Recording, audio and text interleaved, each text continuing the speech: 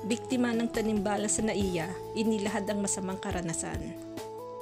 Hindi na kailangang magsumbong sa isang public service program at wala nang dahilan ang netizens na itag ang kapuso mo Jessica Soho para magkaroon ng katarungan ang naranasan ng isang senior citizen sa Terminal 3 ng Ninoy Aquino International Airport.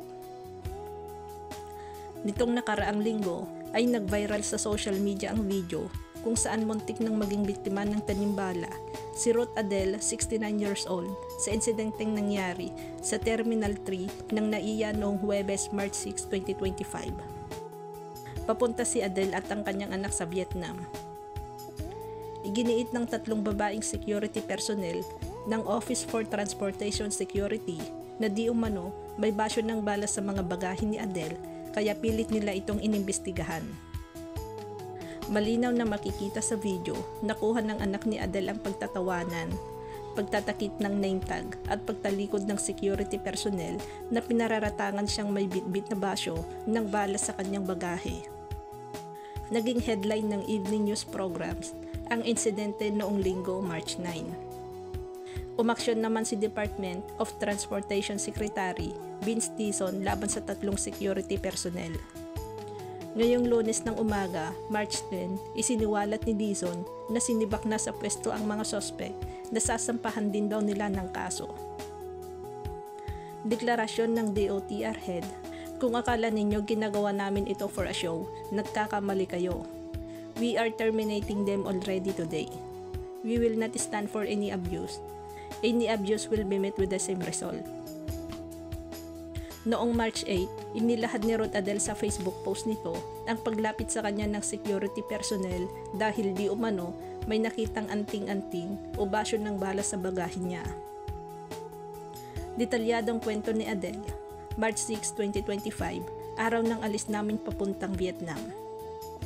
Nakarating naman kami ng maaga sa inaasahan sa NAIA Terminal 3, kaso sa dami ng tao sa immigration, halos abutin na kami ng boarding ng flight namin. Nandun pa din kami sa immigration. Nagtatakbo na kami para lang makaabot kami sa flight namin. Nang makarating kami doon, biglang nag-announce ang Cebu Pacific na nagsimula na ang boarding sa boarding group 1. Kami na nasa group 5 pa naman, hahabulin sana ang pagbili ng tubig, biglang may lumapit na babae galing sa security sa NAIA at nagsabing, "Ma'am, excuse me po, may nakita po kasi kaming anting-anting sa bagahe nyo." Ninunguso niya yung maleta ko. Mabilis naman nasagot ko, "Ano yon? Anong anting-anting?" At ang sabi niya, "Basyo." Patawa-tawa pa, akala namin nagpa-prank lang kasi napaka-casual ng pagkasabi niya. Ang sabi ko sa kanya, wala akong alam sa basyo at kung gusto niya, i-check niya doon mismo kung nasaan kami, boarding gate. Kasi paalis na at baka maiwan kami ng eroplano. Agad niyang sinabi na, "Ma'am, kailangan po natin i-check doon." May tinuturo siya sa malayo. "Kailangan niyo pong sumama sa amin." Hindi ako pumayag dahil nag-start na nga ang boarding ng flight namin. Sinabi ng anak ko, "Kung may nakita kong i-check nyo dito. Hindi na kami babalik doon sa haba ng tinakbo namin at senior ang nanay ko," sabi ng anak ko. Nagmatigas kami. Pilit nilang i-delay ang pag-alis namin na kesyo tatawagin daw ang supervisor para malaman paano gagawin. Sobrang tagal at 6 minutes na lang aalis na ang eroplano. Halos mahimatay ako sa galit at nervyos sa sinasabi nila at pagmamakaawa na ako na i-check na nila doon ang bag ko. Pero pinilit pa din ipaantay ang supervisor. Dumating ang supervisor. Sabi nung unang kumausap sa akin sa supervisor niya, "Ma'am, dito po nila pinapacheck." Tinuturo niya maleta ko. Ako naman bubuksan ko na.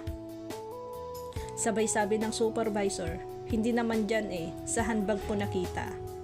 Ang sagot ng isa ay, "Hindi ba dyan?" Tumatawa yung babae. Sabi ng supervisor, "Oo." Tas may pinapakita siyang picture ng x-ray ng bag. Bag ko raw yon. Sa pagkakaalam ko, wala naman laman ang bag ko ng mga susi, gaya ng nasa picture na pinapakita nila sa akin. Nagtataka na ako, ba't hindi consistent ang sinasabi nila at hindi nagtutugma. Pinakita namin sa kanila ang laman ng bag at halos itaob na ng anak ko ang bag ko para lang maipakita na wala naman akong bitbit na kontrabando o anuman pinagbabawal na bitbitin. Sa totoo, sa buong buhay ko, hindi pa ako nakakita ng basyo ng bala na sinasabi nila. Sa pelikula lang, kaya napaka-imposible. Nang wala silang makita, bigla silang nagtalikodan dahil nakabidyo sila. Pilit nilang sinasabi na bawal mag-video pero di ba bawal din yung ginagawa nila. Bigla na lang sila nagtalikuran na para bang walang halaga ang nararamdaman ko at para bang hindi sila nakaperwisyo ng tao. Tinatakpan nila mga naintag nila. Nakuhanan namin ng video na patawa-tawa pa ng sinabi ko na isusumbong ko sila kay Sir Tulfo at alam kong laglag bala modus yung ginagawa nila. Sa totoo lang, ngayon lang ako nakaramdam ng sobrang pangmamaliit sa akin. 69 years old na ako. Kung ano mangyari sa akin ay di naman nila ako sasagutin. Grabe ang nervyos ko sa pangyayari at tumaas ang presyon ko. Hanggang ngayon ay napapanaginipan ko pa rin ang mga pangyayari sa akin. Ang buong akala ko, nagbago na ang sistema dito. Gusto ko mabigyan ng aksyon ito at ayaw ko nang may mabiktima pa silang iba. Ni hindi humingi ng paumanhin sa abala at perwisyo na binigay nila sa akin. Kapag hindi sila naturuan ng leksyon, patuloy nang mangbibiktima itong mga opisyalis na ito. Please share po para na din sa awareness sa atin lahat. Maraming salamat po sa staff and mga crew, steward ng Cebu Pacific na hindi po kami pinabayaan hanggang sa makarating kami sa destinasyon namin. Patuloy ang pag-aalala at pangangamusta nila sa akin.